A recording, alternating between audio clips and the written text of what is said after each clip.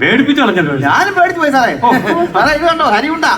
അരിയുണ്ടയോ? രണ്ടെണ്ണം ഞാൻ തിന്നട്ടെ. അയ്യോ അരിയുണ്ടയല്ല സാറേ, രണ്ട് ഹരികുണ്ട ജയിലി ചാടിയെന്ന്. ഹരികുണ്ട ഒരു ഗുണ്ടയ്ക്ക് ജയ് വിളിക്കുന്ന കണ്ടില്ലയോ? ജയിലി ചാടിയെന്നോ? അങ്ങനായിരുന്നോ? അവനെ ഇപ്പൊ തന്നെ ഒക്കെ ഞാൻ എവിടെ പോയി മേടിച്ചോണ്ട് തരാനാ? പിടിക്കണമെന്നോ നമുക്ക്? അങ്ങനെയായിരുന്നോ സാറ് പറഞ്ഞത്?